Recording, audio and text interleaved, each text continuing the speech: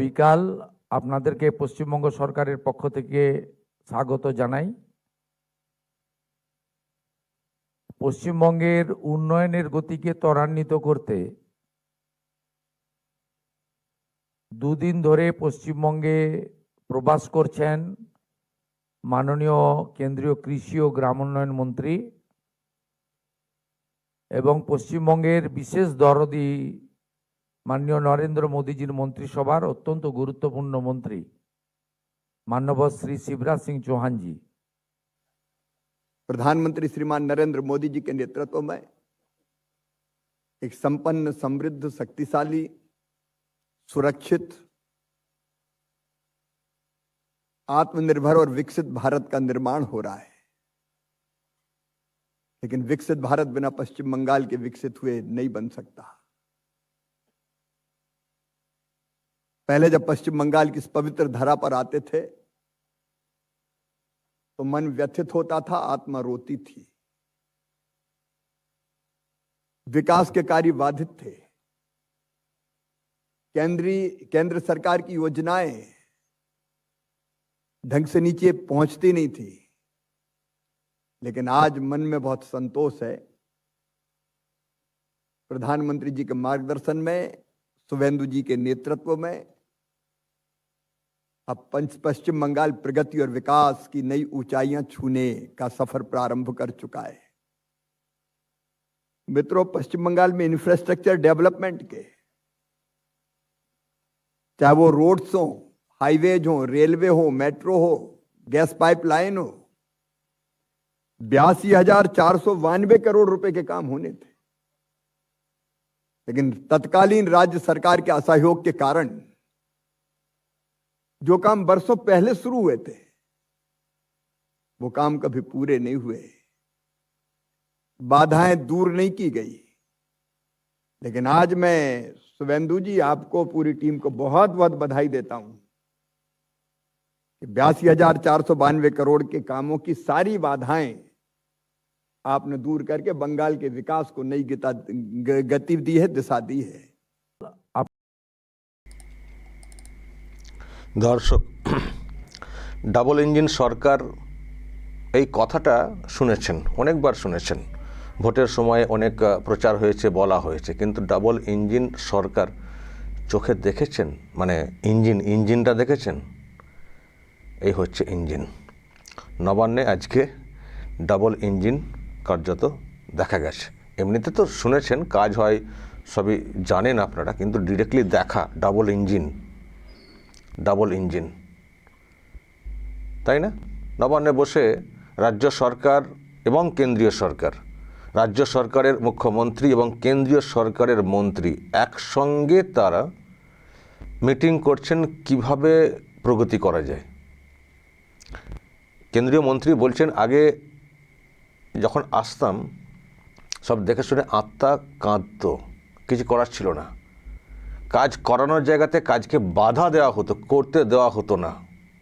আর পশ্চিমবঙ্গের উন্নয়ন ছাড়া বিকশিত ভারত কী করে হতে পারে, বিকশিত ভারত কী করে হতে পারে? নরেন্দ্র মোদী প্রধানমন্ত্রী, তিনি চাইছেন গোটা দেশ বিকশিত হোক, তো সেখানে বাংলাকে বাদ দিয়ে কি হতে পারে? কিন্তু আগের যে সরকারটা ছিল তারা কাজ করতো না, করতে দিত না, শুধু বাধা বাধা বাধা। আর নতুন সরকারটা এসেছে 2 মাস, তার মধ্যেই নতুন সরকার, রাজ্য সরকারের মুখ্যমন্ত্রী যেভাবে সমস্ত বাধাকে দূরে ঠেলে কাজ করাচ্ছেন, উন্নয়নের গতি তত্তর করে এগোচ্ছে, যেটা উনি বলার চেষ্টা করলেন। 82,400 কত বলেন একটা নাম্বার, এত কোটি টাকার কাজ হচ্ছে, সে মেট্রো বলুন, হাইওয়ে বলুন, রেলের অন্য কাজ বলুন, মানে বিভিন্ন প্রজেক্ট, এত এখন মানে দ্রুত গতিতে সেই কাজটা এগোচ্ছে। এই কারণেই এগোচ্ছে সরকারের পরিবর্তনের জন্যে, এই কারণেই এগোচ্ছে ডাবল ইঞ্জিন সরকার রান করছে রাজ্যে, সেই জন্যে। তো বুঝলেন তো, ডাবল ইঞ্জিন সরকার থাকলে কি সুবিধা হয়? অনেকে বলে না কি হবে, আগে বলতেন কি হবে ডাবল ইঞ্জিন, এই তো ফায়দা দেখুন না। সিঙ্গেল ইঞ্জিন তাও টানতো না, ইঞ্জিন উল্টো দিকে যেত। আগের সিঙ্গেল ইঞ্জিন ছিল, তাও টানতো না, মানে উল্টো দিকে যেত, ব্যাক গিয়ারে চলে যেত। আর এখন যে ডাবল ইঞ্জিন, দুটো ইঞ্জিনই পাওয়ারফুল, দুটো ইঞ্জিনেরই হর্স পাওয়ার মানে বিরাট আর কি। তো সেই দুটো ইঞ্জিন যখন একসঙ্গে কাজ করে তখন তো কাজের গতি তো বাড়বেই। এবং এত কোটি দেওয়া হতো, আগে খরচ হতো না, খরচ করলেও অন্যভাবে খরচ করা হতো, খরচ করে আবার হিসেব চাইলে হিসেব দিত না, হিসেব চাইতে গেলে বলা হতো তুই টাকা দিয়েছিস হিসেব দেবো, আর যখন টাকা দেওয়ার কথা পরিষ্কারভাবে চোখে আঙুল দিয়ে দেখিয়ে দেওয়া হতো তখন বলতেন এ তো আমাদের টাকা, আমাদের এখান থেকে ট্যাক্সের টাকা, কোথায় যাবেন। শুধুই ছিল অজুহাত অজুহাত অজুহাত। ওনার তিনটে হাত ছিল, ডান হাত, বাম হাত, আর একটা ছিল অজুহাত। কথায় কথায় অজুহাত আর মিথ্যা, মিথ্যা কথা, মিথ্যাচার। কেন্দ্র কয়েকটি প্রজেক্টে টাকা বন্ধ করেছিল, ব্যাপক দুর্নীতি হয়েছিল বলে। বাকি তো সব দুর্নীতি হয়েছে, কিন্তু পুরোপুরি বন্ধ কী করে দেয়, একটা দায়িত্বও তো থাকে না কেন্দ্রের। তো সেগুলো দিত, কিন্তু সেগুলো স্বীকার করতো না আর হিসেব দিত না, আর টাকা কেন্দ্রীয় টাকা অন্যভাবে সব ভেঙে অন্যভাবে খরচ করে ফেলা হতো। দিয়ে উনি সস্তার পলিটিক্স করতেন আর দেখাতেন আমি সব করছি। কিছুই হয়নি, শুধু নষ্ট করেছেন রাজ্যটার। তো এইসব হতো। সিঙ্গেল ইঞ্জিনের আমরা দেখেছি। আবারও বলছি সিঙ্গেল ইঞ্জিন অনেক জায়গাতেই আছে। সিঙ্গেল ইঞ্জিন উড়িষ্যাতেও ছিল, সিঙ্গেল ইঞ্জিন আর অনেক রাজ্যে আছে, কিন্তু সেই ইঞ্জিনটা তাও কাজ করতো, একটা লাইন মেনে কাজ করতো। আর এখানকার যে সিঙ্গেল ইঞ্জিনটা ছিল এ ব্যাক গিয়ারে চলতো, উল্টো দিকে। কেন্দ্রের তো মানে যেটুকু কেন্দ্রের থেকে যেগুলো দেওয়া হতো সেগুলোকেও ইউজ করতো না, বাধা দিত পলিটিক্সের জন্য। যদি হয়ে যায় তাহলে বিজেপি তো ওটার মাইলেজ নিতে পারে ভোটের সময়, সুতরাং ওকে করতে দেবো না, ওই প্রজেক্ট করতে দেবো না, মেট্রো করতে দেবো না, চিংড়িঘাটা ফ্লাইওভার জুড়তে দেবো না। হলেই মেট্রো বিরাট কানেক্টেড হয়ে যাবে, তখন তো এবার বিজেপির সাফল্য বলে বিজেপির লোকেরা ফায়দা নিতে পারে না, সুতরাং করতে দেবো না। ও মানুষ কষ্ট পান, খুঁড়িয়ে খুঁড়িয়ে যান, জ্যামে আটকে যান, কোনো সমস্যা নেই, ভোট বিজেপিকে নিতে দেবো না, আমরা ভোট নেব, আমরা জিতবো, আমরাই পা দোলাবো 14 তলাতে। এই ছিল আগের সরকারের মন মানসিকতা। আর এখন যখন ডাবল ইঞ্জিন সরকার দেখছি, ইঞ্জিন তো নবান্ন থেকেই কখনো চলছে, কখনো অন্যত্র চলছে। ইঞ্জিন কখনো কেন্দ্রের ইঞ্জিন এখানে এসে চলে এসছে নবান্নে, ডাবল ইঞ্জিনে কাজ করছে, কখনো বা মানে এখানকার ইঞ্জিন দিল্লি চলে যাচ্ছে, সেখানে বসে ডাবল ইঞ্জিন কাজ করছে, তাই না? মুখ্যমন্ত্রী দিল্লি চলে যাচ্ছেন কখনো কখনো। আবার কখনো কখনো সবসময় কাছাকাছি দরকার নেই, দুটো ইঞ্জিন আছে, এখানে একটা দিল্লিতে একটা, তাদের মাধ্যমে কানেকশন রেখে এগোচ্ছে। ফলে দ্রুত গতিতে কাজকর্ম এগোচ্ছে। দর্শক, জানি আপনাদের প্রত্যাশা আরও অনেক বেশি, এক্ষুনি বলবেন এটা কেন হলো না, সেটা কেন হলো না। আরে 2 মাস বয়স হয়েছে, তার মধ্যেই কাজের গতি দেখুন, তার মধ্যেই বিনিয়োগ দেখুন, বন্ধ কারখানা খুলছে একটা একটা করে দেখুন, নতুন করে ইনভেস্টমেন্ট বা ইনফ্রাস্ট্রাকচার বৃদ্ধি করা হচ্ছে বিভিন্ন কোম্পানির, আরও বড় বিনিয়োগও তো আসবে, একটু সময় দিতে হবে, বর্ষাকাল। সুতরাং ডেভেলপমেন্টের গতি কিন্তু বাড়ছে। দুটো বিষয়, একটা হচ্ছে প্রশাসনিক কঠোর অবস্থান দেখতে পাচ্ছি মুখ্যমন্ত্রীর, আর 2 হচ্ছে ডেভেলপমেন্ট, উন্নতি, ফলে এগোচ্ছে। এক্ষুনি আমি হয়তো কেউ বলবেন, আমি জানি চাকরির ব্যাপারটা কি হলো। আমি দেখছি কয়েকজন বলছেন চাকরির ব্যাপারে বিজ্ঞপ্তি কোথায়। আমি এটা নিয়ে ব্যাখ্যা আগে দিয়েছি। আচ্ছা, এখানে আর একটা কথা বলে দিই, আজকে যে বক্তব্য রেখেছেন কেন্দ্রীয় মন্ত্রী, তার মধ্যে এই যে জব কার্ডের যে কাজ, সেটার কথাও হয়েছে। কিন্তু জব কার্ডের কাজ ব্যাপক দুর্নীতির কারণে যে বন্ধ হয়ে গেছিলো, সেটা কিন্তু চালু, এবং তার একটা বিরাট অ্যামাউন্ট গ্রামগঞ্জে যাবে। ফলে চুরি করলেন কয়েকজন, তার জন্য খেসারত দিতে হয়েছে রাজ্যের মানুষকে। তো সেসবের তো হিসেব একটা আলাদা হবে যেখানে যা চুরি হয়েছে, কিন্তু নতুন করে কাজ স্টার্ট, সুতরাং মানুষ কিন্তু টাকা পয়সা পাবেন, এবং মজুরির এটাও বেড়েছে, ফলে মানুষের হাতে কিন্তু টাকা আসবে। একদিকে রাজ্য সরকার নানানভাবে সাহায্য করছে, অন্যদিকে কাজ করলে খাটলেও টাকা পাওয়া যাবে। ফলে ইকোনমিক্যালি, আর্থিকভাবে রাজ্যের মানুষের হাল সর্বস্তরে, সেটা কিন্তু আমরা একটা হাল ফেরার একটা লক্ষণ দেখছি।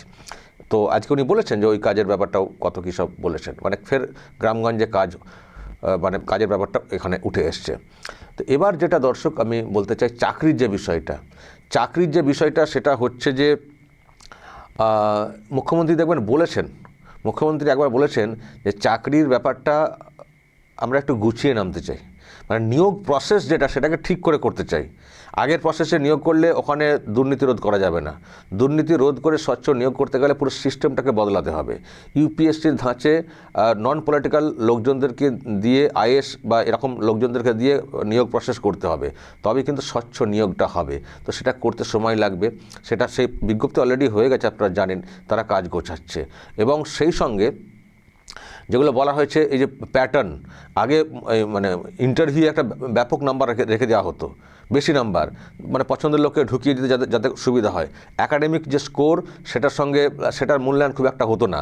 ভালো রেজাল্ট করেছেন সারা জীবনে পড়াশোনা করে, তার মূল্যায়ন কিন্তু চাকরির সময় সেই অর্থে পাওয়া যেত না। ওই চাকরির সময় ইন্টারভিউ একটা এমন সংখ্যার নাম্বার রেখে দেওয়া হতো যে পছন্দের লোককে ঢোকাতে ওখান থেকে ব্যাপক নাম্বার দিয়ে দেওয়া হতো, আর এদিকে একাডেমিক স্কোর থেকে তো সেরকম মূল্যায়ন হতো না, কম নাম্বার রাখা হতো। ব্যাস, সারা বছর না পড়ে শুধু ইন্টারভিউয়ে সামনাসামনি হয়ে বিরাট নাম্বার পেয়ে তিনি চাকরি পেয়ে যেতেন। তাহলে এই যে গেঁড়া কল, এটাকে বন্ধ করতে হবে। তো এইসবও করা হচ্ছে, এগুলো গুছিয়ে তারপর কিন্তু সরকার নিয়োগ প্রসেস করবে, যখন করবে স্বচ্ছভাবে করবে। ফলে একটু সময় দিন, সরকার এস্টেস হবে, একটার পর একটা কাজ করছে। সব তো চতুর্দিকে ভাঙা হয়ে গেছিলো না, চুরমার হয়ে যাওয়া। তো সরকার কাজ শুরু করেছে, নিয়োগ প্রসেসের কথা বলেওছে তো, 1 লাখ নিয়োগের ব্যাপারটা বিধানসভাতে, সেটাও হবে। এতটা হড়বড়ি করলে হবে না, যেটা হোক ভালোভাবে হোক, সেটা নিশ্চয়ই আপনারা চাইবেন। তো ডাবল ইঞ্জিন সরকার যেভাবে কাজ করছে, নিশ্চয়ই এইসব দেখে আপনাদের মনে একটা ভরসা আসছে। অন্য দিক দিয়ে ভয় আউট হয়ে গেছে, ভরসা ইন করছে। আর এবার আর্থিক অবস্থা, কাজকর্ম, ডেভেলপমেন্ট, সেটাও যা সামনে আসছে, নিশ্চয়ই এখান থেকেও ওই সে আগের ভরসা কী হবে আমাদের হাল কী করে ফিরবে, সেই ভয়টা দূরে ঠেলে নিশ্চয়ই এবার ভরসা আসছে। ফলে রাজ্যের মানুষ রাজ্যে কাজ করবেন, সংসার চলবে যে কোনো ফিল্ডে, এবং রাজ্যেরও মানে নিজেদেরও উন্নতি হবে, রাজ্যেরও উন্নতি হবে। এটা আমরা দর্শক দেখতে পাচ্ছি, 2 মাসের সরকারের যা টেস্ট আমরা দেখতে পাচ্ছি, এখান থেকে কিন্তু এগোনোর দিকে, পেছনের কোনো জায়গা নেই যে সরকারের চলে এসছে মানে কেন্দ্র আর দেখছে না, মোদি অমিত শাহ এদিকে তাকাচ্ছেন না, এটা না। কিন্তু দফায় দফায় লোকজন আসছেন, হোম মিনিস্টারও আসছেন, সবাই আসছেন, বাংলায় কী কী করতে হবে সেই নিয়ে চর্চা হচ্ছে, মিটিং হচ্ছে, আর টাকা পয়সাও অ্যালার্ট করা হচ্ছে। ফলে এই হচ্ছে দর্শক ডাবল ইঞ্জিন সরকার। ডাবল ইঞ্জিন শুনেছেন, খবরের কাগজে পড়েছেন, আজকে চোখের সামনে দেখছেন ডাবল ইঞ্জিন কাকে বলে। নবান্নে 2টো ইঞ্জিন একসঙ্গে। দর্শক বলবেন যদি আপনাদের এই নিয়ে আরও কিছু বলার থাকে, যা বলার বলবেন, এবং নজর রাখবেন আরামবাগ টিভিতে।